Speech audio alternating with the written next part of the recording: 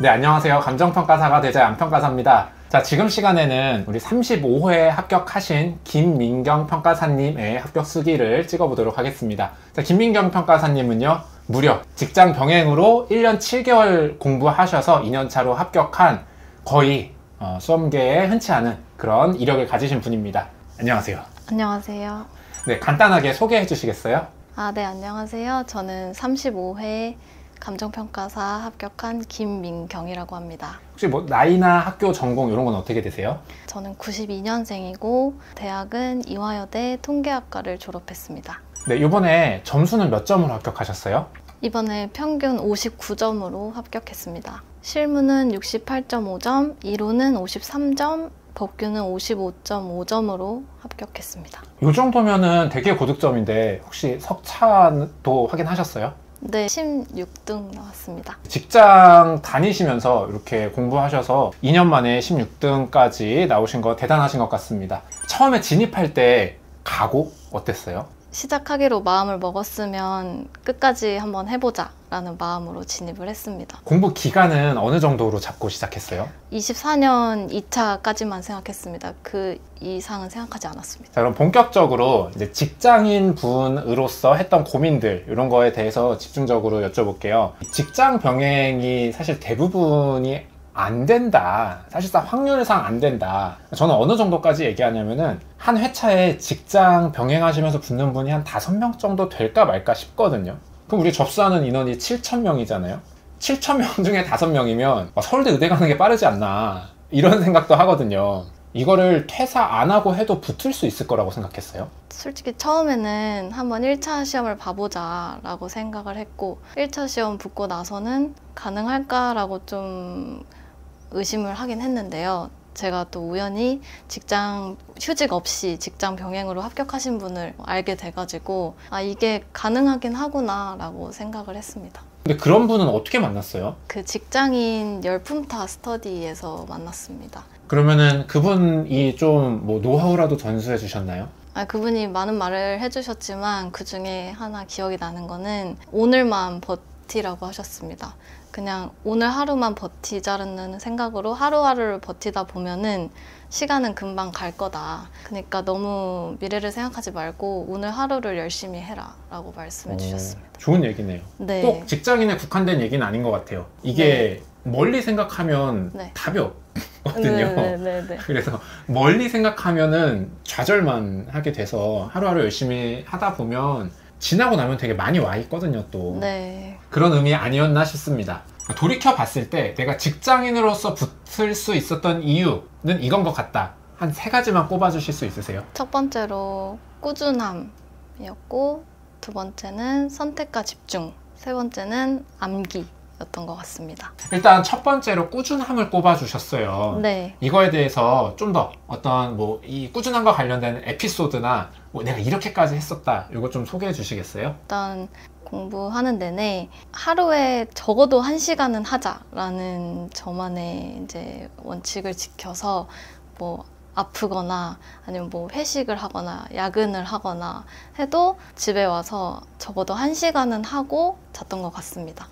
이렇게 1시간이라도 하자라는 게 도움이 많이 되나요? 네, 저는 이제 공부의 흐름이 끊기면 더 다시 공부하는 게 어렵다고 생각을 해서, 그리고 아무리 힘들어도 일단 이제 책상에 앉고 공부를 시작하면 또 1시간이 훌쩍 가거든요. 그래서 그게 또 이제 쌓이면 공부량 확보가 되는 거니까 꾸준히 하자. 그러니까 하루도 빼먹지 않고 하자.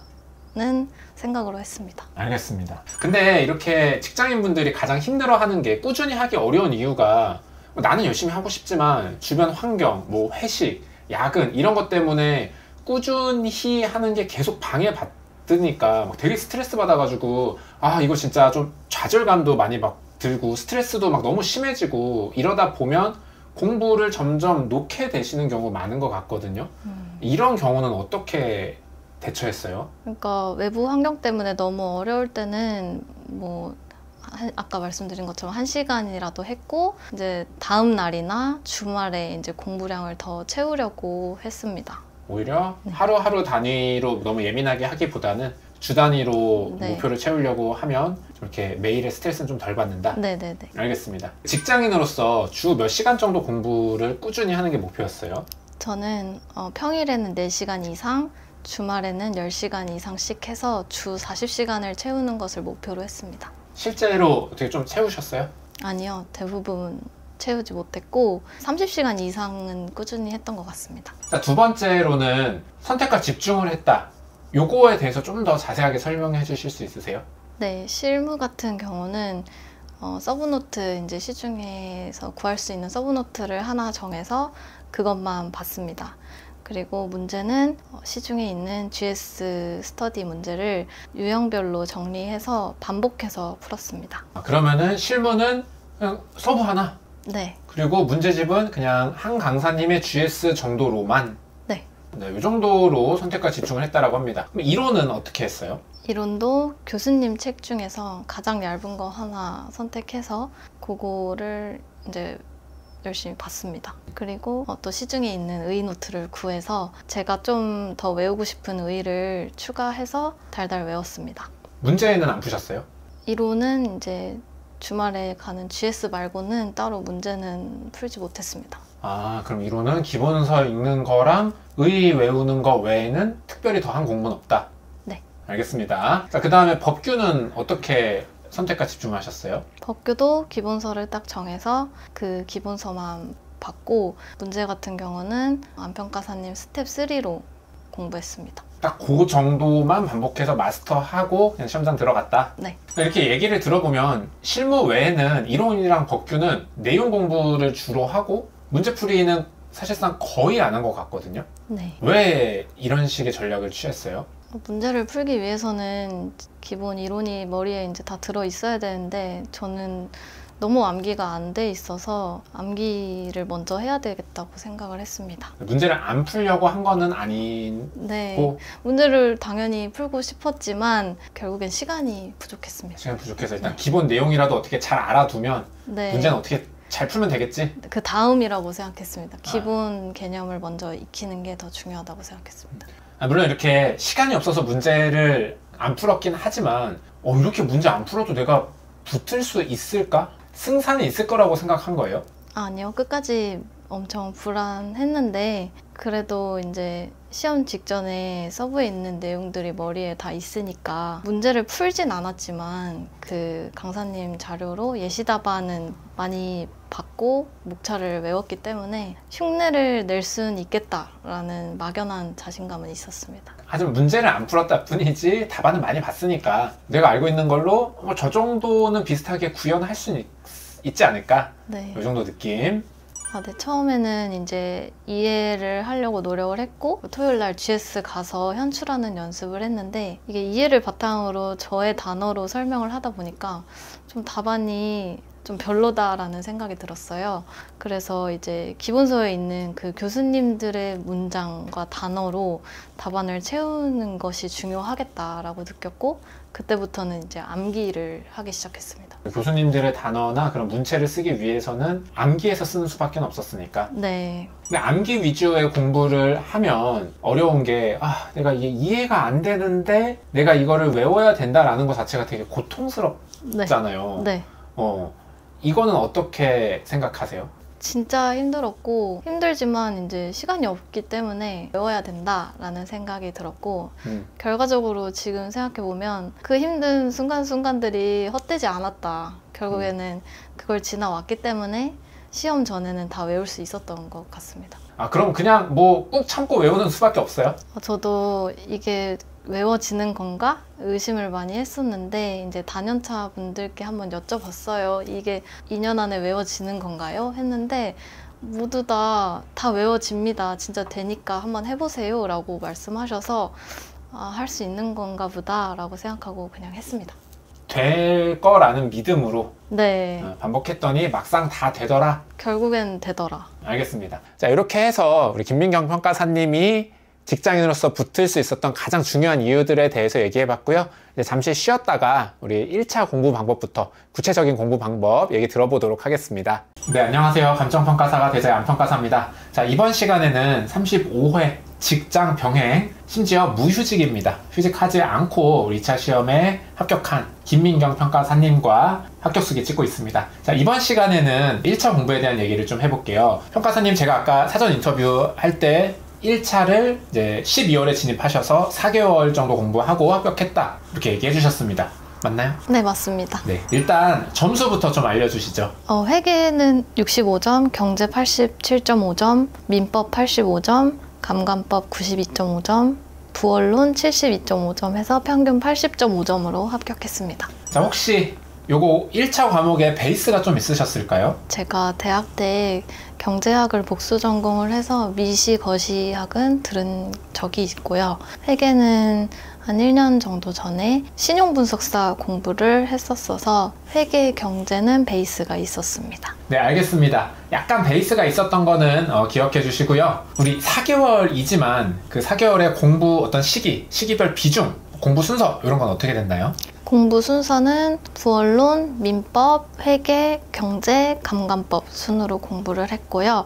부동산학 원론이 그나마 이제 이해하기 쉽다고 들어서 먼저 시작을 해봤고, 감감법은 암기량이 많다고 해서 마지막에 했습니다. 보통은 어려운 회계 경제부터 시작하는데 뭐 또 이렇게 또 접근하셔서 뭐 크게 문제 없었다라고 합니다. 그러면은 요 과목 순서로 공부하시긴 했는데 뭐 좀 구체적인 기간별로는 어떻게 공부하셨어요? 12월에 진입하셨으니까 12월부터 1월까지 그때는 어떻게 하셨어요? 12월부터 1월까지 2개월 동안 감감법을 제외하고 4과목의 강의를 몰아들었습니다. 요거 강의는 어떤 식으로 들으셨어요? 뭐 복습하는 방법 이런 거는? 복습은 안 하고 그냥 쭉 들었습니다. 그냥 뭐 끄덕끄덕 하면서? 네, 그냥 이해는 안 하고 끄덕끄덕 하면서 들었습니다. 근데 이게 뒤로 갈수록 처음에는 이해 안 되는 게 조금씩 있다가 이게 뒤로 갈수록 이해 안 되는 게 막 엄청 많아져가지고 네. 뒤쪽 가면 이게 뭔 소리야 이렇게 될 것 같은데 네. 실제로도 어땠어요? 네, 실제로도 점점 쌓여가는 그게 조금 걱정이 됐고, 그치만 이제 또 강의 하나 듣고 복습하고 이럴 시간이 없었기 때문에 우선 강의를 한 번은 들어야 하니까 빨리 듣고 치워버려야겠다, 이렇게 생각하고 강의를 2달 안에 빨리 들었습니다. 그러면 약간 강의 듣는 건 중요한 공부가 아니다라고 생각했던 것 같아요. 강의를 들어야 이제 시험 범위를 알 수 있으니까 강의는 꼭 필요하지만, 저는 이제 강의를 듣는 시간은 공부 시간이 아니라고 생각을 해서 빨리 저의 공부 시간을 확보하기 위해서 빨리 들었습니다. 알겠습니다. 그럼 이렇게 해서 1월까지는 강의 다 몰아들었고 2, 3월 2개월 동안은 어떻게 공부했어요? 민법, 감감법, 부언론은 이제 스텝 1 교재를 계속 반복하면서 암기를 하려고 했고요. 회계랑 경제는 문제 풀이를 하면서 문제 푸는 법을 익혔습니다. 참고로 여기서 말하는 스텝 1 반복해서 보신 것과 약간 저희 랜드잇은 약간 요약집 같은 교재죠. 네. 근데 스텝 0가 좀 제대로 된 기본서고 스텝 1은 약간 요약집이고 그 요약집을 반복해서 봤다. 네. 알겠습니다. 그럼 혹시 요 2월, 3월 동안 5과목 다 공부하신 건데 하루에 뭐 한 과목씩 하신 건가요? 이건 어떤 식으로 했어요? 평일에는 이제 4시간 정도 공부 시간이 있으니까 2시간씩 나눠서 2과목씩 공부했습니다. 그럼 이렇게 개략적인 얘기 들어봤고요.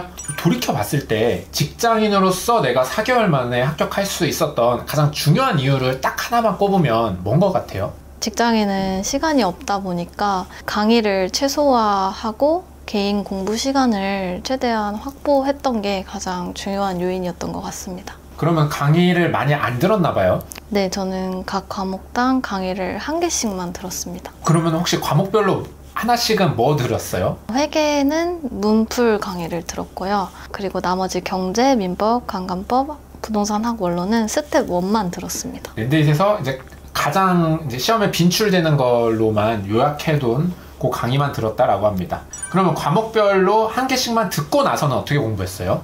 회계랑 경제는 이제 강의에서 제공해 주시는 기출 문제를 3번씩 풀었습니다. 그리고 민법, 감감법, 부동산학 원로는 그 스텝 1 요약집만 여러 번 반복해서 암기했습니다. 그리고 나서 또 하신 게 있으실까요? 시험 한 달 전에는 최근 기출문제를 큐넷에서 뽑아서 3개년치를 시간 재면서 풀어보았습니다. 혹시 시중 모의고사 보시는 분들도 많은데 그거는 따로 안 챙기셨나요? 네. 시험 2주 전쯤에 이제 사설 모의고사집을 하나 사서 4회분 풀었습니다. 근데 사실 이렇게 코어가 되는 것만 공부해서는 평균 80점까지 나오기는 좀 쉽지는 않아 보여요. 그래서 혹시 이렇게 고득점을 위한 어떤 공부 방법이 따로 있었나요? 민법, 감감법, 부동산학 원론 같은 경우는 요약집을 강사님이 중요하다고 강조해 주신 것 외에도 그냥 처음부터 끝까지 꼼꼼히 다 봤습니다. 다 봤기 때문에 고득점 나왔다? 네. 근데 시간이 없는 직장인이라는 압박감이 있는데 이거를 막 버리고 싶었을 것 같아요. 어떻게 그거를 그래도 나는 다 봐야지 이렇게 생각할 수 있었어요? 제가 스텝 제로로 이제 기본서를 공부한 게 아니고 스텝 1 요약집으로 공부를 하다 보니까 이거는 다 알고 가야 되겠다라고 생각을 했습니다. 오히려 요약집이니까 이걸 버리면 어떡하냐 네. 이런 느낌으로 네. 다 외웠더니 네. 점수 그렇게 나왔다? 네. 알겠습니다. 그리고 또 팁이 있나요? 이제 1회독을 할 때 제가 좀 이해가 안 되거나 잘 외워지지 않는 부분은 제가 별표를 치고 넘어갔고요. 그리고 2회독을 할 때도 처음부터 끝까지 다 읽기는 읽는데 별표 친 부분을 조금 더 유심히 봤던 것 같습니다. 그러면은 회독이 지나갈 때마다 별표 위주로 보고 네. 회독이 지나갈 때마다 별표는 점점 줄어들고 네. 그러면 회독 속도가 엄청 빨라졌겠네요? 네, 점점 거의 반으로 시간이 줄어들더라고요. 그래서 회독 빨리 할 수 있었다. 그러면은 민감학은 네. 그 요약집 대충 몇 회독 정도 한 것 같아요? 꼼꼼하게 3회독 정도 했고 시험 직전에는 정말 안 외워지는 부분을 타이핑 쳐서 그 부분만 다시 봤습니다. 그럼 회독을 공부하다가 내가 이거는 별표 쳐야겠다, 이걸 안 외워졌다 라고 느끼기는 쉽지는 않을 것 같거든요. 회독은 그냥 쭉 읽고 넘어가는 거잖아요. 그 교재 보면은 한 주제가 끝나면 OX 문제가 있거든요. 그래서 OX 문제는 직접 풀어보면서 제가 숙지가 덜 된 부분을 다시 별표를 쳐놨던 것 같습니다. 알겠습니다. 그러면은 민감학은 이렇게 암기장만 보고 끝난 거잖아요. 뒤에 이제 기출문제 한 3개년, 모의고사 조금 푼 거 말고는. 네. 왜 문제풀이 할 필요는 없다고 생각했어요? 문제집도 사서 풀어봤는데 결국 아는 내용은 쉽게 풀리고 모르는 내용은 찍게 되고 해서 문제풀이가 큰 의미가 없다라고 생각이 들어서 그 시간에 요약집을 한 번 더 봐야겠다라는 판단을 했습니다. 어차피 암기가 중요하니까 네. 암기를 확인하는 작업은 네. 시간 없으니까 이것도 빼자. 네. 그 시간에 암기나 하나 더 하자. 네. 그렇군요. 알겠습니다. 그리고 요약집만 보면은 뭔가 내가 기본도 안 듣고 요약집으로 바로 공부해도 돼? 라고 생각하시는 분들 있을 것 같거든요.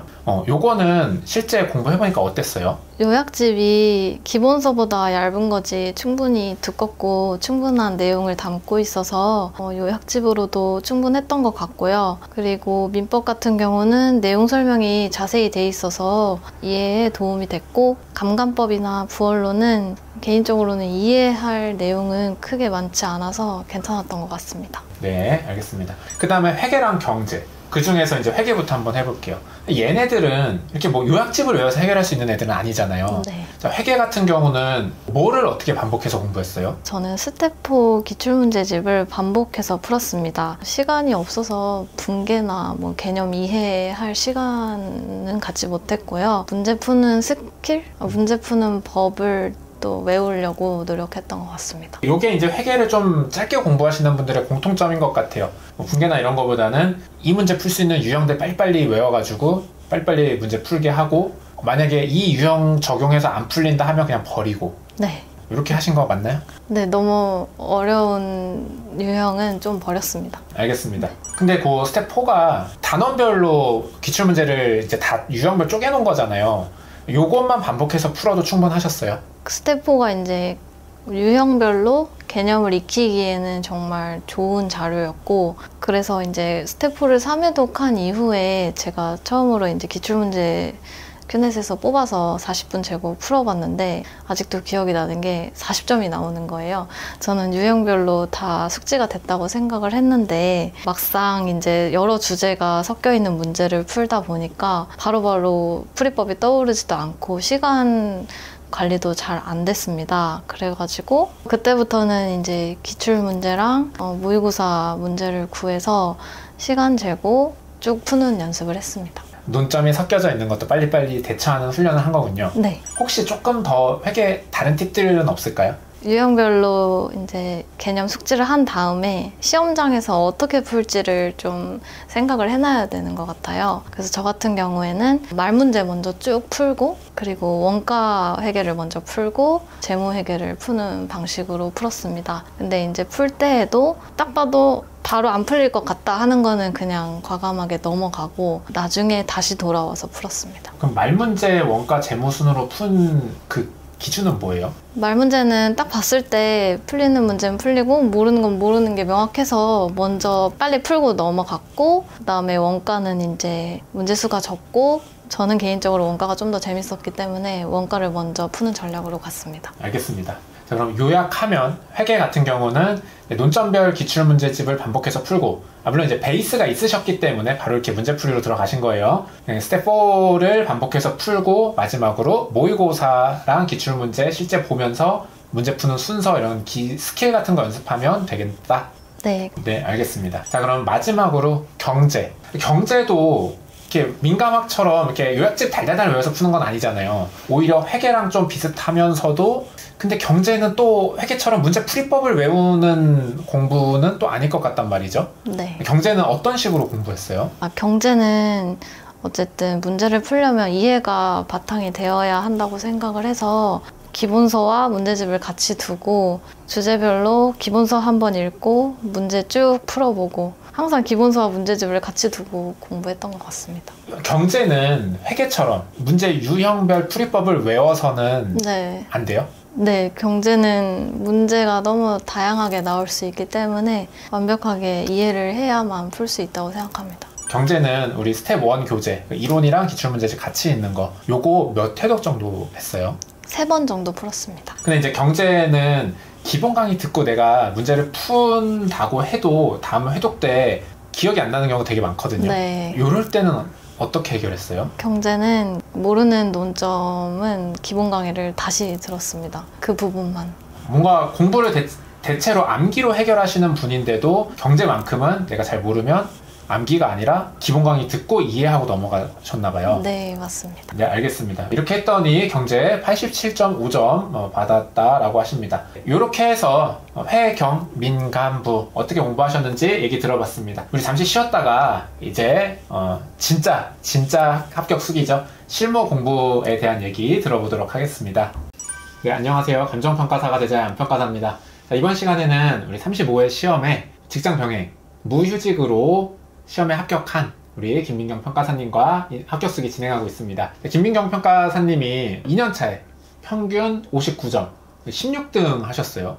네. 굉장히 높은 점수 받으셨는데 일단은 가장 먼저 실무 이론 법규 각각 점수 그리고 또 초시 때 점수가 좀 유의미했다고 하셨는데 초시 때 점수도 알려주시면 좋겠습니다. 23년 34회 초시 때는 실무는 32.5점, 이론은 43.5점, 법규 같은 경우는 시험을 치지 않았고요. 그리고 35회 2년차 때 점수는 실무는 68.5점, 이론은 53점, 법규는 55.5점이 나왔습니다. 그런데 초시 때 뭔가 되게 유의미했다라고 아까 사전 인터뷰 때 얘기하셨는데 좀 자세하게 어떤 면에서 도움이 됐는지 얘기해 주시겠어요? 초시 들어가기 전에 실무 같은 경우는 3방식만 공부하고 들어갔는데 1번 40점짜리 문제가 3방식이 나와서 열심히 풀었습니다. 그랬는데 1번이 29.5점이 나와서 자신감이 생겼습니다. 그리고 이론 같은 경우는 제가 글쓰기에 되게 자신이 없었는데 명가락 한 것을 보고 또 자신감을 얻게 됐습니다. 그러네요. 실무를 내가 1번만 풀었는데도 여기서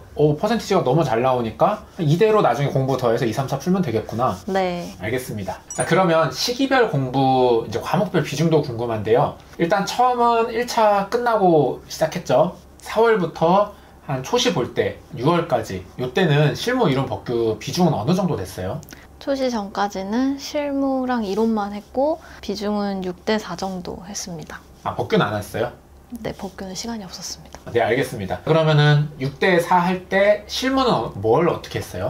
실무 기본 강의를 복습 없이 쭉 들었고 기본 강의가 끝나고서는 3방식 문제만 풀었습니다. 그리고 이론은 실무 기본 강의가 끝나고부터 총론, 강론을 전부 복습 없이 수강했습니다. 초시 때 이론도 이제 답안을 채우고 나오는 것이 목표였기 때문에 작년 GS 스터디 문제를 구해서 총론 부분 한 5주차를 그냥 달달 외우고 들어갔습니다. 그거 도움이 좀 되나요? 네, 저는 아예 이제 답안지를 어떻게 구성하는지를 몰랐기 때문에 목차가 구성되는 거나 뭐 배점에 따른 분량 이런 거를 습득하기 좋았습니다. 아, 그러면 실무는 강의 다 그냥 쭉 몰아듣고 3방식 위주로 몇 번 반복해서 풀었고 이론은 강의 또 쭉 몰아듣고 작년 GS 한 5주치 달달 암기하고 들어갔더니 그 점수가 나온 거예요? 아, 네. 실무는 3방식 문제를 거의 90분 동안 붙잡고 천천히 풀었습니다. 그리고 이론은 제가 3방식 실무 문제 풀면서 수익 방식이 너무 어려워가지고 수익 방식을 따로 기본서를 열심히 읽었던 게 좀 도움이 돼가지고 이론도 1번 수익 방식을 좀 잘 쓸 수 있었고 그리고 담보평가 같은 경우는 제가 금융권을 다니다 보니까 조금 익숙한 면이 있어서 그냥 아는 내용을 잘 썼더니 명가락을 했던 것 같습니다. 네, 알겠습니다. 그러면 요때 강의 다 몰아들었다 그랬잖아요. 그러면 작년 강의 몰아들은 거예요? 네, 실무 이론을 전부 작년 강의를 들었습니다. 그러면 요때 몰아들은 강의가 이제 앞으로 2년차 공부할 때 들은 강의의 전부다? 네, 실무랑 이론은 기본 강의만 수강을 했고 대신에 나중에 실무 같은 경우는 과외로 내용을 보충을 했고 또 제가 GS는 연기부터 4기까지 다 쭉 현강으로 들었거든요. 그래서 그 강평으로 좀 보충을 했던 것 같습니다. 네, 알겠습니다. 자, 이렇게 해서 초시 보고 와서 7월부터 한 10월 정도까지 요때 공부할 때 실무 이론 법규 비중은 어떻게 됐어요? 그때는 실입업 3대 1대 6 정도로 가져갔습니다. 초시가 끝나자마자 법규 기본 강의를 수강을 했고 행정법이랑 개별법 다 들으니까 한 달 반 정도 지나갔습니다. 요때 3대 1대 6 실무 이론 법규 구체적으로 어떻게 했는지 간단하게만 얘기해 주시겠어요? 실무 같은 경우는 작년 단과 문제를 좀 구해서 하루에 50점씩 풀었습니다. 그리고 이론은 워낙 내용이 생소해서 기본서를 그냥 읽었습니다. 그리고 법규는 기본 강의를 복습 없이 쭉 수강했습니다. 11월부터는 어떻게 공부했어요? 11월부터는 정말 본격적으로 암기를 시작을 했고요. 그때 이론은 의랑 강론 위주로 암기를 했습니다. 그리고 법규는 스텝 3 진도에 맞게 서브를 외웠습니다. 실무도 뭐 본격적으로 암기를 시작했어요, 이때? 실무 같은 경우는 11월 초에 과외를 시작을 해서 과외에서 이제 문제 읽는 법이나 답안지 쓰는 법을 좀 배우고 그때부터는 유형별로 작년 스터디 문제를 정리를 해서 쭉 풀었습니다. 자, 아까 사전 인터뷰 했을 때 얘기 들어보면 요 공부 방법이 그대로 시험 보는 날까지 반복해서 하는 공부 방법이다. 네, 6월까지 이 공부 방법이 쭉 유지됐던 것 같습니다. 네, 알겠습니다. 혹시 공부할 때 오답노트는 만들진 않았어요? 초시 전까지는 오답노트를 만들려고도 했는데 거의 대부분 모르는 내용이어서 오답노트에 그냥 예시답안을 옮기고 있더라고요. 그래서 이건 아니다 싶어서 초시 전에는 오답노트를 만들지 않았고 11월부터 유형별 문제를 풀 때 저의 구멍이 좀 보이거든요. 그래서 그 구멍인 부분은 서브노트에 따로 빨간 펜으로 적어놨었습니다. 네, 알겠습니다. 처음에 오답노트 만드는 거는 크게 의미 없었다라고 합니다. 방금 오답을 서브노트에 정리했다라고 했는데 서브노트는 어떤 거였어요? 서브노트는 이제 그 작년 합격자분이 블로그에 올려주신 서브노트를 활용했습니다. 알겠습니다. 그리고 이제 실무 처음 공부하는 분들이 다 어려워하는 게 내가 이거 처음 문제 풀 때 시간 너무 오래 걸린다 해서 요거를 이제 시간을 줄이기 위해서 되게 많은 양의 문제를 반복적으로 노가다를 하면서 문제 푸는 스킬들을 좀 이제 익히는데 시간 소요가 많이 되거든요. 실제로 그런 시간들도 있으셨나요? 네, 저도 시간 줄이기 위해서 좀 많은 고민을 했는데, 그러니까 문제를 많이 푼다고 해서 시간이 확 줄어든다고 생각하진 않았고, 문제 푸는 방식이 좀 중요하다고 생각했습니다. 그래서 저 같은 경우에는 문제 분석 시간을 최대한 가져가면서 문제를 볼 때 바로 식을 적고 필요한 메모를 하면서 답안지로 옮길 내용을 문제지에 다 미리 적어놨습니다. 그래서 1번 문제 같은 경우는 문제 분석 시간을 보통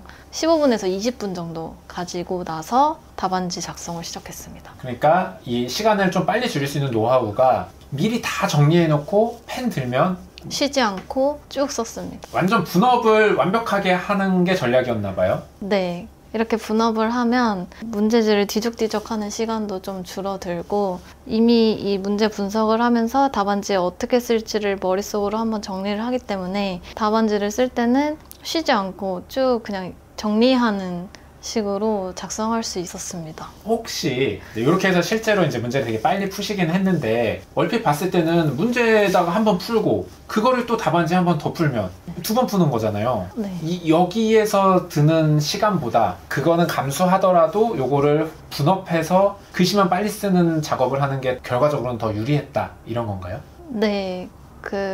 문제지에 뭐 결과값까지 다 적는 건 아니고 산식만 빠르게 적고 넘어가기 때문에 생각보다 시간이 오래 걸리지 않고, 오히려 답안지에서 머뭇거리는 시간이 없기 때문에 훨씬 빨랐습니다. 네, 요거 제가 보기에는 굉장히 좋은 노하우인 것 같습니다. 그래서 보시는 분들도 좀 한번 테스트 해보시면 좋을 것 같아요. 자, 이렇게 해서 이제 속도를 줄이는 거는 많이 문제 노가다 안 하고도 빨리 줄였다. 그렇다고 해서 사실 68점이 나오는 건 아니잖아요. 네. 생각하시기에 고득점이 나온 그 이유, 나의 노하우가 뭐였던 것 같아요? 첫째는 아까 말씀드린 문제 메모하는 습관 덕분에 계산 실수가 줄었던 것 같고요. 두 번째는요, 실무 과목도 법규 과목처럼 문제 제시된 내용들, 사안을 포섭하려고 노력을 했던 것 같습니다. 첫 번째 여쭤볼게요. 문제를 메모하는 습관이 이제 속도도 빠르게 하지만 계산도 안 틀리게 한다? 네. 그럼 숫자를 맞추는 게 고득점에 굉장히 중요하다고 보시는 건가요? 네, 저는 실무는 숫자를 포기하고 서술을 하나라도 더 해야지라고 하는 것보다는 숫자를 맞추려고 노력하는 게 리스크가 덜 하다고 생각했습니다.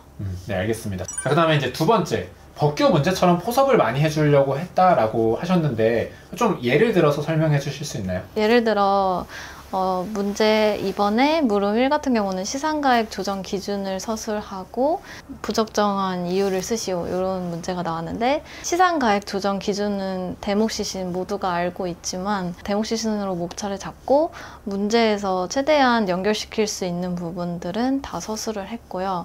그리고 서술 문제 같은 경우도 배점에 맞게 최대한 서술을 하려고 했습니다. 그래서 제가 이번에 실무 고득점을 한 이유가 2번이 좀 크다고 생각하는데, 2번 문제 물음 1 같은 경우에 이제 일반론은 1페이지 정도, 그리고 사안 포섭을 1페이지 반 정도 해서 2페이지 반 정도를 채웠습니다. 그러면은 이런 거예요. 이 문제는 서술을 많이 해서 배점에 맞게 분량 채워져야 되는 문제다, 그렇지 않은 문제다, 요거를 구분하고 들어가는 건지, 네. 그냥 모든 문제를 다 그냥 배점에 맞게 쓰는 건지 궁금합니다. 저는 실무 문제가 숫자 맞추는 문제, 서술 문제로 나뉘어진다고 생각을 하고, 이번 35회 기출에서 문제 1번 같은 경우는 숫자를 맞추는 문제라고 생각했고, 2번 문제는 서술을 최대한 풍부하게 해야 된다고 생각했습니다. 그렇게 해서 이 서술하는 문제 같은 경우는 분량 거의 배점에 맞게 맞춰서 써준다? 네, 배점 이상으로 쓰려고 노력을 했습니다. 그러면서도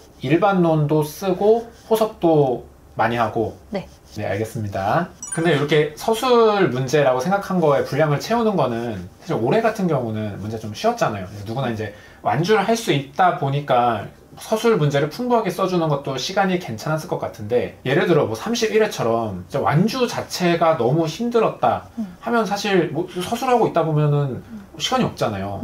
그럴 때도 이렇게 서술만큼은 내가 진짜 분량보다 더 많이 쓰겠다. 이런 전략으로 접근했을까요? 31회처럼 완주가 어려운 시험이더라도 서술형 문제니까 버린다 이렇게는 안 했을 것 같고요.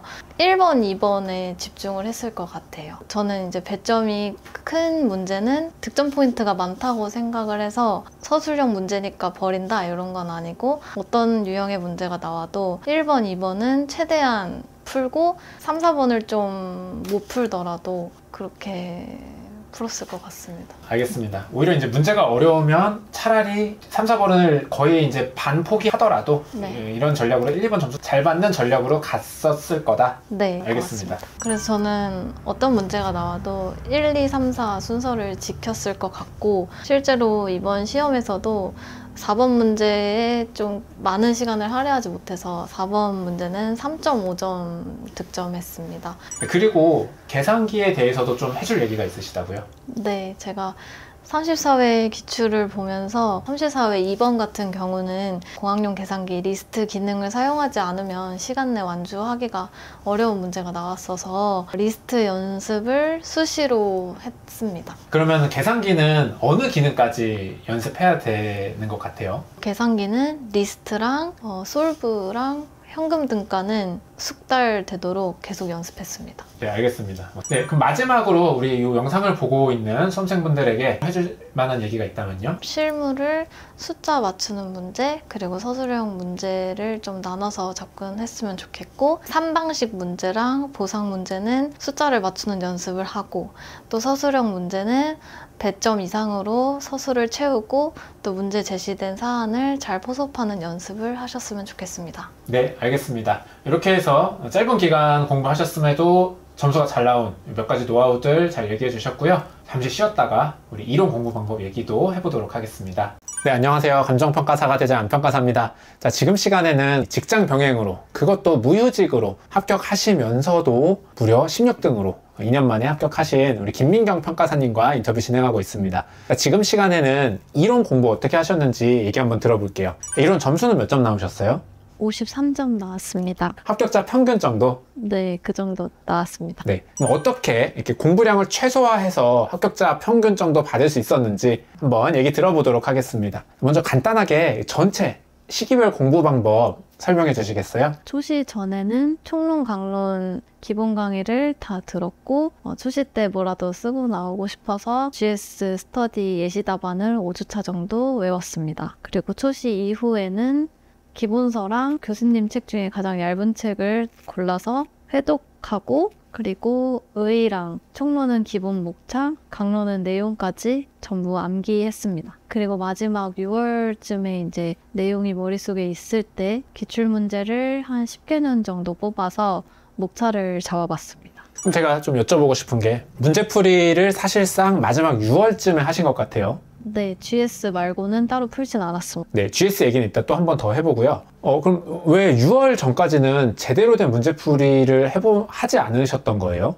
우선은 법규를 하느라고 시간이 없었던 게 컸고요. 그리고 그 기본 개념이 완벽하게 숙지가 안 된 상태에서 토요일 날 GS에 가서 답안을 쓰다 보니까 제 답안의 퀄리티가 너무 떨어진다는 생각이 들어서 기본서에 나와 있는 문장과 키워드를 좀 머릿속에 빨리 넣어야겠다라는 생각에 일단은 기본서 회독 그리고 의의 암기를 위주로 공부했습니다. 그게 끝나고 나서야 사실상 문제풀이가 의미가 있겠구나. 네. 네, 알겠습니다. 그리고 또 아까 보면은 회독을 하는 것과 암기를 하는 거를 좀 정확하게 분리를 한 것 같아요. 그래서 회독할 때는 강사님 기본서랑 얇은 교수님 책을 회독했다. 네. 요거는 몇 회독 정도, 어느 정도 느낌으로 반복했어요? 정확히는 모르겠지만 한 5회독 정도씩은 했던 것 같습니다. 또 되게 재밌는 얘기인데 얇은 교수님 기본서라는 거 네. 요거는 어떤 책이었어요? 제가 본 교수님 책은 서경규 교수님이 쓰신 감정평가론이라는 책이었는데 사실 대부분의 수험생분들이 교수님 책을 봐라 라는 조언을 들었는데 보통 경웅수, 안정근, 서광채 교수님의 책을 보는데 너무 두꺼워가지고 이건 안 되겠다 싶었어요. 그래서 교보문고 가서 감정평가 관련된 다른 교수님 책을 찾다가 서경규 교수님의 책이 얇고 뭔가 핵심이 다 들어있는 것 같아서 그걸로 정해서 읽었습니다. 자, 그 다음에 이제 암기. 지금 얘기를 들어보니 의 일단 기본적으로 다 외웠고, 네. 그 다음에 총론은 목차를 암기했다. 네, 목차만 암기했고 내용은 뭐 반복해서 읽었습니다. 회독으로 커버했다. 네. 그 다음에 강론은 다 외웠다. 강론은 외우지 않으면 현출이 안 됐기 때문에 실무기준 해설서가 강론의 대부분 내용이었는데 다 외우려고 노력했습니다. 네, 알겠습니다. 그리고 이론을 어쨌든 되게 짧은 시간에 효율적으로 공부를 했잖아요. 사실 실무랑 법규에 치여서 전체 공부 시간에 1밖에 투자를 안 했다 그랬어요. 자, 이렇게 짧은 시간에 이론을 남들 만큼 쓸 수 있었던 포인트가 뭐였던 것 같아요? 우선 기본서와 교수님 책을 반복하면서 그 교수님의 단어 그리고 키워드를 숙지를 했고 이론을 이제 저의 뇌피셜로 답안을 채우는 것이 아니고 좀 교수님의 단어로 좀 채우려고 노력을 했던 것 같습니다. 그게 좀 더 전략이었던 것 같아. 네. 그래서 이제 남들보다 내용을 적당히 알고 뭐 그냥 썰을 푼다 요거보다는 되게 정확한 단어, 교수님 책에 있는 것처럼 내가 답안을 만들겠다, 여기 집중하셨던 것 같아요. 네. 근데 이렇게 하면 문제풀이 양이 되게 적었을 것 같은데 이건 어떻게 커버할 생각이었어요? 일단 문제 풀 시간에 지식을 조금이라도 더 머리에 넣어서 시험장 가서는 묻는 물음에 최대한 다양한 측면에서 답을 하자라는 전략을 세웠습니다. 그러면 물어보는 거에 잘 대답하는 거는 어떻게 하는 거예요? 그 의미는 제가 기본서를 외운 목차와 내용을 그대로 이제 답안지에 쓰는 것이 아니고 뭐 예를 들어서 문제 물음이 무엇의 필요성이라고 하면은 기본서에 있는 내용을 활용을 하되 목차를 그 필요한 이유 그 근거를 목차화해서 결론은 이래서 필요하다라는 식으로 문제 물음에 맞는 답안을 만들려고 노력을 했습니다. 서브를 외운 거 그대로 붙이면 안 된다? 네, 통으로 복붙하는 것이 아니고 기본서 내용을 활용을 하되 문제에 맞게 재구성을 계속 하려고 했던 것 같습니다. 재구성을 해야 된다. 네. 네, 그리고 어쨌든 이론도 뭐 법규보다는 적지만 암기도 해결해야 되잖아요. 아까 얘기하신 대로 총론, 목차, 강론 되게 세세한 것들. 자, 이런 건 어떻게 암기하셨어요? 암기는 우선 머리로 계속 상기시키는 연습을 한 다음에 전화 스터디로 서로 퀴즈를 내주는 형식으로 암기 스터디를 진행했습니다. 그러면은 저쪽에 있는 사람이 뭐의 의는 이러면은 네. 제가 이렇게 얘기하는. 네, 그 토시 하나 틀리지 않고 말을 할 수 있는지 서로 체크를 하고 그런 식으로 매일 진행했습니다. 이거는 얼마나 했어요? 한 달 정도 했던 것 같습니다. 그리고 말로 하니까 좀 더 이제 쓰면서 외우는 것보다는 좀 빨리 외워지고 또 서로 말로 확인을 하니까 좀 창피해가지고 그런 것 때문에 좀 강제성이 부여가 돼서 열심히 외우고 전화 스터디하고 열심히 외우고 전화 스터디하고 이런 식으로 반복했습니다. 자, 그러면은 요때 외운 거는 뭘 암기한 거예요? 의의노트를 둘이 같이 최대한 많은 개념을 기본서에 있는 개념을 담아서 만들어서 의의노트를 전부 외웠고 그 다음에는 강론을 같이 뭐 예를 들어 영어권 하면은 목차 얘기하고 내용 얘기하는 식으로 그런 식으로 진행했습니다. 이론 암기는 거의 이걸로 해결하신 거네요. 네, 이론 암기는 그 스터디 원이랑 같이 해결했습니다. 자, 이렇게 얘기 들으면 아까 이제 이론 짧게 공부한 이유가 결국 내 지식을 최대한 많이 때려 박으면 어떻게든 알아서 잘 쓰겠지였고, 그리고 이 때려 박는 방법으로 암기를 빡세게 했습니다. 요건데, 그러면 이론을 짧게 공부하려면 일단 암기부터 너 빨리 이거부터 다 외우고 시작해, 요런 방향성인가요? 맨 처음에 이제 의의를 외우려고 했는데 내용을 잘 모르니까 암기도 잘 안 되더라고요. 그래서 일단은 기본서 회독을 한 2회독 정도를 한 다음에 그 다음에 의의 암기를 하는 게 조금 더 효과적일 것 같습니다. 알겠습니다. 좋은 노하우인 것 같습니다. 자, 그러면 기본 내용을 다 숙지하고 마지막 6월, 7월 문제풀이 하실 때 요때는 어떤 거에 초점을 맞춰서 문제풀이 하셨어요? 그때 6월쯤에 이제 이론 기출문제 최근 10개년치를 쫙 뽑아서 시간 제한 두지 않고 한 문제를 가지고 내가 쓸 수 있는 최고의 목차가 뭘까를 좀 고민을 했습니다. 그래서 출제자가 왜 이 문제를 냈고 저는 이런 문제도 정답이 있다고 생각을 해서 정답이 뭘까 이렇게 고민하는 시간을 가졌습니다. 그래서 10개년치를 풀답안을 작성하진 않았고 전부 목차를 잡아봤습니다. 오히려 진짜 한 문제 한 문제 깊게 고민해보는 시간을 가졌다? 네. 네, 알겠습니다. 그러면 마지막 2달에 이제 문제풀이 하기 전에는 뭔가 내용 숙제가 정확히 안 돼 있는 상태지만 그래도 또 GS는 하셨잖아요. 네. 이때는 그럼 GS는 어떻게 활용했어요? 그래도 GS는 이제 완주를 매주 하려고 했고요. 내용을 모르겠으면 기본서를 펴고 기본서를 보면서도 답안 작성을 했던 것 같습니다. 어차피 나는 지금은 기본 내용 숙지하는 기관이니까 네. 뭐 문제풀이는 너무 스트레스 받지 않고 되는 대로 하고 뭐 배운 거는 보고 하고 네. 그럼 이거 뭐 복습은 뭐 그렇게 열심히 하거나 그러진 않았겠네요? 네, GS는 아직 제가 또 실력이 안 됐다고 생각을 해서 복습을 열심히 하진 않았습니다.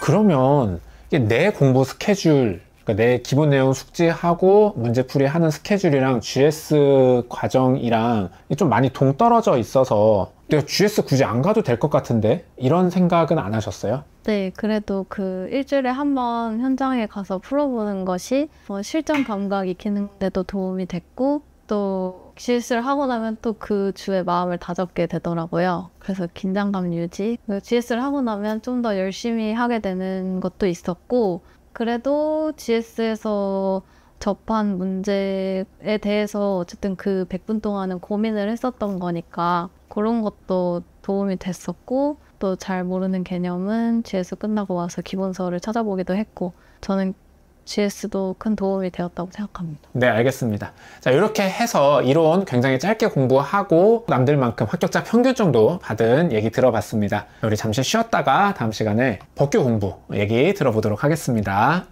네, 안녕하세요. 감정평가사가 대자연 평가사입니다. 지금 시간에는 35회 직장 병행하시면서 심지어 휴직하지 않고 합격하신 김민경 평가사님과 인터뷰 진행하고 있습니다. 자, 평가사님, 법규 얘기 좀 해볼게요. 법규 점수 몇 점 나오셨죠? 55.5점 나왔습니다. 네, 사실 뭐 높은 점수라고 할 수는 없지만 근데 평가사님이 선결 문제를 못 쓰셨거든요. 네. 선결 문제 못 쓴 사람 중에서는 제 주변에서는 거의 최상위 점수를 받으셨어요. 그러니까 나머지 문제들의 답안 구성이 되게 좋았던 것 같아요. 네. 자, 그러면은 일단 좀 시기별로 크게 공부 방법 먼저 알려주시겠어요? 초시를 치르고 7월 중순부터 기본 강의를 행정법, 개별법 순으로 쭉 들었고 11월부터는 본격적인 암기를 시작했습니다. 암기는 우선 스텝 3 문제집을 가지고 그 문제집에 나온 논점부터 서브노트를 외우기 시작하고 스텝 3 논점들을 다 익히고 한 4월부터는 C, D, E급도 열심히 외웠습니다. 네, 알겠습니다. 근데 방금 얘기하신 것 중에 암기를 A, B급 순서대로 외운 게 아니라 스텝 3 진도에 맞춰서 암기했다라고 하셨는데 요거는 뭐 어떻게 한 거예요? 사실 이제 기본 강의를 9월쯤에 다 듣고 A, B급 위주로 한번 외워보자 라고 했는데 저는 그 서브노트만 외우려다 보니까 잘 안 외워지고 금방 까먹더라고요. 그래서 11월부터는 이제 방법을 바꿔서 스텝 3를 외워서 현출하는 개별 스터디를 구해서 그 진도에 맞게 서브노트를 외우고 스텝 3 문제의 답안을 또 외워서 스터디에 가서 현출하는 식으로 암기를 했습니다. 그냥 AB급만 외울 때는 잘 안 외워졌는데 스텝 3 문제를 같이 외우니까 뭔가 암기가 더 잘 됐다 이런 느낌인가요? 네, 서브노트만 봤을 때는 이게 어떻게 답안에 현출이 되는지가 좀 와닿지가 않아서 뭔가 연결이 안 되는 느낌이라 좀 외우기가 힘들었는데 스텝 3 문제랑 같이 보니까 이렇게 이 서브노트의 내용들을 이런 문제가 나왔을 때는 이렇게 구성하고 잘 쓰여진 답안을 외우다 보니까 좀 더 암기가 수월했던 것 같습니다. 알겠습니다. 그럼 또 궁금한 게 이제 그 스텝 3를 반복하는 거는 시험 볼 때까지 했다고 했고 그다음에 3월부터는 CD 2급까지도 채웠다라고 했잖아요. 네. 3월에 C급, D급, E급 시작하고 암기는 언제쯤 완성된 것 같아요? 암기는 시험 전날 완성이 된 것 같습니다. 그러면 이 암기가 내가 지금 완벽하지 않은 상태, 특히 뭐 C급, D급도 3월에 시작했으면 GS에서 답안 쓸 때 뭐 아는 게 없는데 그때는 GS는 어떻게 해결하셨어요? GS는 그냥 서브노트를 펼치고 책을 보고 답안을 채웠습니다. 아니 그러면 그냥 가서 이거 뺏기 나오는 기분이고 뭔가 네. 되게 하기 싫었을 것 같은데 차라리 이 시간에 그냥 외우는 게 좋을 것 같은데 이런 생각 들었을 것 같은데 어땠어요? 그런 생각이 들긴 했지만 그때 아니면 제가 또 답안을 직접 구성해보는 시간이 없기도 했고 이거 빨리 외워서 나도 책 보지 않고 답안을 채우고 싶다라는 자극이 엄청 됐기 때문에 항상 다음 주까지는 다 외워야지 약간 이렇게 마음을 다잡는 시간이었던 것 같습니다. 네, 알겠습니다. 그럼 처음으로 책 안 보고 쓴 거는 언제쯤이었어요? 제 원래 목표는 3기 1주차 때는 책을 보지 말자였는데 결국에는 4기 1주차 때 처음으로 책을 안 보고 100점을 채웠던 것 같습니다. 그래서 6월 초에 처음으로 완주를 하고 또 그 주에 또 점수도 괜찮게 나와서 처음으로 자신감을 얻었고 더 회독을 열심히 했습니다. 알겠습니다. 그리고 이제 요즘은 또 법전 암기도 다시 중요하게 다뤄지는 좀 트렌드가 있는데 법전 암기는 어느 정도로 했어요? 일단 법전에 나와 있는 개념들은 이론의 외우듯이 토시 하나 빼먹지 않고 외웠고 그리고 토지보상법, 령칙, 감정평가법, 부동산 공시법은 몇 조가 몇 항까지 있고 내용이 뭘로 구성되어 있는지까지는 전부 외웠습니다. 근데 직장인이 이렇게 법전 암기까지 완벽하게 하기 좀 쉽지 않았을 것 같은데 이렇게 많은 암기를 어떻게 보면 일반 수험생들이랑 비슷하게 암기를 다 맞췄어요. 이렇게 할 수 있었던 이유가 좀 따로 있을까요? 일단 암기는 제가 시간이 없었기 때문에 어떻게 하면 빨리 외우지 고민을 엄청 많이 했는데요. 손으로 쓰고 타이핑을 하는 방법도 하고 싶었는데 너무 오래 걸려가지고 저는 결국에는 그냥 이렇게 책을 보고 하늘을 보면서 다시 떠올려 보고 책을 보고 하늘을 보면서 다시 떠올리는 방법으로 계속 이렇게 허공을 보는 암기 방법을 택했던 것 같습니다. 하늘 보는 암기법? 네. 그럼 법교 암기 시간은 따로 공부 시간을 할애해서 암기하신 거예요? 아니요. 저의 모든 공부 시간은 암기 시간이었습니다. 따로 할애하진 않았고 그냥 거의 하루 종일 암기만 했습니다. 그럼 사실 실무랑 이론 법교 다 암기로 해결했으니까 네. 거의 대부분이 고개 숙였다가 하늘 봤다가 고개 숙였다가 하늘 보는 게 거의 공부의 전부였나 보네요. 네. 근데 그 전에 형광펜 작업을 되게 열심히 했어요. 그게 큰 도움이 됐습니다.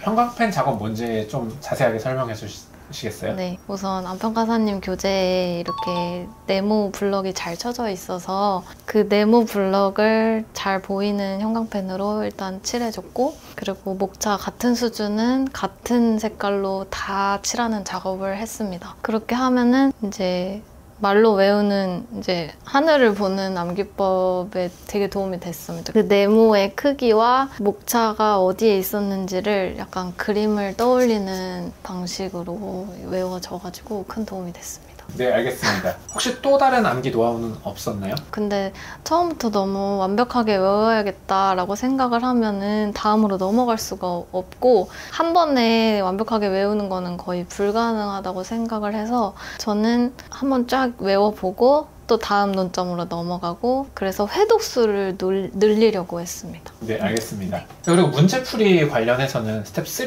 문제만 그냥 반복해서 풀었다라고 했는데 뭔가 좀 고득점을 받기 위한 공부까지는 안 했나 봐요? 네, 문제는 스텝 3랑 기출문제 정도만 풀었고 일단 그 서브 내용을 다 암기하는 것도 저에게는 벅찼기 때문에 또 다른 자료를 보거나 더 많은 문제를 풀지 못했습니다. 아니 그래도 사실 선결 문제 안 쓰고 55.5점이면 제가 보기에는 진짜 최상위 득점이에요. 그게 단순히 그냥 이렇게 외워서 이렇게 썼어요 만으로 나올 수 있는 점수 아니거든요. 조금 더 뭔가 있었을 것 같은데 없었나요? 제가 생각했을 때 첫 번째는 서브에 있는 내용 정확히 그대로 답안에 적었던 게 좀 인상이 좋았던 것 같고요. 두 번째는 제가 이제 복귀 답안을 보니까 목차 구성을 그래도 좀 깔끔하게 했던 것 같은데요. 목차 구성은 논점의 정리, 그리고 관련 행정작용의 개관을 꼭 써가지고 그 논점과 관련된 개념을 큰 개념부터 그 아래 개념을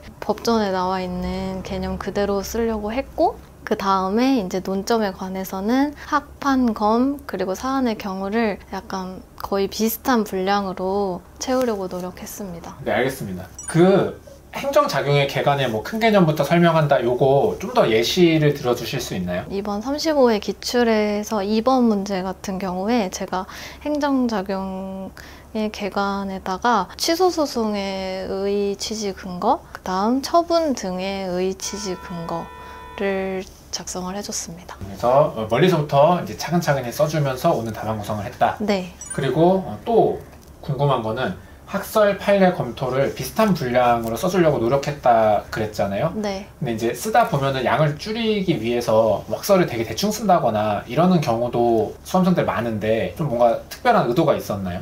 안평가사님 서브나 스텝 3 예시 답안을 보면은 학판검이 이렇게 비슷한 분량으로 항상 작성이 되어 있어서 그렇게 하는 게 맞다고 생각했습니다. 네, 알겠습니다. 이렇게 해서 고득점이 나올 수 있었던 이제 평가사님만의 한 3가지 이유 얘기 들어봤습니다. 그래서 마지막으로 법규를 공부하고 있는 수험생들에게 좀 요 얘기는 좀 해드리고 싶다 한 게 있다면요?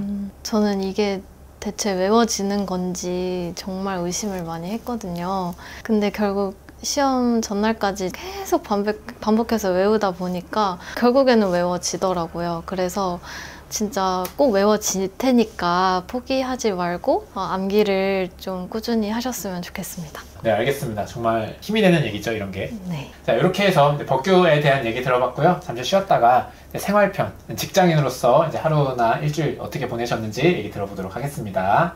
네, 안녕하세요. 감정평가사가 되자 안평가사입니다. 자, 지금 시간에는 35회에 직장 병행으로, 심지어 무휴직입니다. 직장 병행으로 2년 만에 합격하신 김민경 평가사님과 합격수기 찍고 있습니다. 자, 이번 시간에는 직장인으로서의 가장 어려운 거, 시간 관리, 생활 어떻게 하셨는지 얘기 들어보도록 하겠습니다. 자, 일단 공부는 집에서 하셨나요? 네, 저는 쭉 집에서 했습니다. 원래 뭐 고등학교, 대학교 이럴 때도? 워낙 집을 좋아하는 집순이라서 집에서 많이 했던 것 같습니다. 네, 알겠습니다. 그럼 매일의 공부 패턴은 어떻게 됐어요? 제가 중간에 이사를 해가지고 이사 전후로 설명을 드리면 이사 전에는 이제 퇴근하고 집 가서 공부 준비하면 9시 정도 돼가지고 9시부터 12시까지 평일에는 3시간 정도 공부했고 주말에는 토요일, 일요일 다 10시간 이상은 하려고 노력했습니다. 그리고 이사 후에는 집이 가까워져서 7시 반부터 1시까지 평일에 공부했고 주말에는 똑같이 토일 10시간 이상씩 하려고 했습니다. 그러면은 이사 전에 조금 이제 출퇴근이 바빴을 때는 주 한 30시간 정도 목표로 했고 그 다음에 이사 후에는 주 40시간 정도 목표로 했다? 네, 맞습니다. 그럼 혹시 그 이사를 공부를 위해서 이사를 하신 건가요? 네. 집이 이제 출퇴근 합쳐서 2시간 반 정도 걸리는 위치에 있어가지고 집에 가면 이미 체력이 바닥에 나 있기도 하고 공부 시간 확보도 어렵고 해가지고 집을 회사에서 가장 가까운 곳으로 옮겼습니다. 그러면 출퇴근 몇 분으로 줄었어요? 걸어서 10분 이내에 집으로 옮겼습니다. 네, 알겠습니다. 근데 이렇게 평일에 지친 몸을 이끌고 3-4시간씩 공부하시다 보면 주말에 하루 정도는 좀 쉬어야 된다, 뻗어 있게 된다, 이렇게 얘기하는 분들 되게 많거든요. 이틀 동안 10시간씩 공부 가능했어요? 주말 시간이 너무 소중했기 때문에 주말에는 공부를 걸렀던 적은 없었던 것 같고 차라리 평일에 하루 정도 이제 잠깐 쉬어가는 시간을 가진 적은 있었습니다. 얼마나 그렇게 좀 치팅데이? 이런 게 얼마나 있었어요? 한 2주에 한 번 정도 쉬었던 것 같습니다. 진짜 너무 피곤해서 좀 숨도 잘 안 쉬어질 정도로 힘든 날들이 있었거든요. 그때는 쉬어줬습니다. 숨이 안 쉬어졌다고요? 저 그런 경험을 정말 처음 해봤는데 저도 시험 끝나고 싹 낫긴 했는데 너무 제 체력을 끌어 쓰다 보니까 막 숨이 답답해가지고 잘 안 쉬어지고 답도 안 넘어가는 그런 때가 있었어요. 그때는 좀 쉬어줬습니다. 네. 한 요 정도 해야 이제 직장인으로 합격할 수 있는 것 같습니다. 이 정도면은 운동은 거의 비슷했겠네요. 운동 너무 하고 싶었지만 할 시간이 없어서 그냥 아예 안 했습니다. 자, 그러면 이제 수면 시간은 얼마나 주무셨어요? 전 정말 잠순이라 잠을 많이 자는데 최대한 줄여서 6시간 반에서 7시간 정도 잤습니다. 아, 그게 최대한 줄인 거예요? 네, 저한테는 그게 최대한 줄인 거였습니다. 평소에 몇 시간 정도 주무세요? 평소에 한 8시간 이상은 자야 되고 별일이 없으면 10시간 이상 자는 편입니다. 알겠습니다. 그리고 직장인분들 공부할 때 또 가장 힘든 게 내 의지와 상관없이 회식, 야근 이것 때문에 공부 못할 때 너무 힘들잖아요. 이게 반복되면 아예 그냥 스르르르 공부를 놔버리는 경우도 저는 많이 봤거든요. 이런 경우는 없으셨어요? 저희 회사도 회식도 잦은 편이고 가끔 야근도 있었는데 일단 회식은 가서 이왕 간 김에 그냥 맛있는 거 먹고 즐기자라는 마음으로 즐기되 술은 많이 먹지는 않고 회식한 날도 집에 와서 1시간 정도는 공부를 하려고 했고 야근하는 날은 뭐 어쩔 수 없는 거니까 그냥 다음 날 공부를 더 채우려고 했던 것 같습니다. 그렇게 어쨌든 술 많이 안 마셨어도 술 마시고 회식하고 집에 와서도 내가 1시간은 하자라고 할 수 있는 그런 어떤 정신력? 이거의 원천은 뭔 것 같아요? 저는 이제 공부가 흐름이 끊기면 그걸 또 되찾는 게 더 어렵다고 생각을 해서 하루에 1시간이라도 하자라는 마음으로 했던 것 같습니다. 네, 알겠습니다. 근데 사실 직장인 하다 보면 일반 전업생도 그렇지만 이게 하는 내내 나는 진짜 죽을 것 같이 하고 있는데 이거 안 될 것 같다라는 생각이 사실 되게 많이 들잖아요. 사실 될 것 같은 적은 거의 없으니까. 네. 그러면 요럴 때 막 포기하고 싶어지는 순간들 요럴 때는 없었어요? 안 될 것 같다는 생각이 들 때마다 더 되게 해야겠다라는 생각을 했던 것 같고 포기하고 싶다는 생각은 딱히 한 적이 없었습니다. 근데 원래 막 고민이 많고 생각이 많은 스타일은 아니어서 그냥 시작했으니까 하자 약간 이런 마음으로 했던 것 같습니다. 이게 멘탈적으로 되게 중요한 얘기인 것 같아요. 그리고 이제 또 공부하다 보면 어쨌든 스트레스 많이 받잖아요. 스트레스 해소법은 어떻게 되셨어요? 암기를 하다 보면 스트레스가 극에 달할 때가 있는데요. 그때는 남편이랑 집 앞에 호숫가를 돌면서 또 남편을 두고 제가 외운 거에 대한 설명을 계속 했던 것 같아요. 남편도 같이 고생 많이 했겠네요. 남편은 엄청 고생했습니다. 알겠습니다. 그럼 마지막으로 이제 직장인 수험생 분들에게 해주고 싶은 얘기가 있다면요? 이왕 이 어려운 시험을 시작하기로 마음을 먹으셨다면 이 시험에 대한 고민을 너무 많이 하지 말고 또 너무 많은 사람의 이야기를 들을 필요도 없고 그냥 이 길을 가기로 했다면 난 할 수 있다는 것을 믿고 하루하루를 이겨내시면 결국 좋은 결과 있을 수 있다는 것을 말씀드리고 싶습니다. 제가 공유해드린 경험들이 공부하시는데 조금이나마 도움이 됐으면 좋겠고요. 다들 꼭 합격하시길 바라겠습니다. 네, 여기까지 하도록 하겠습니다.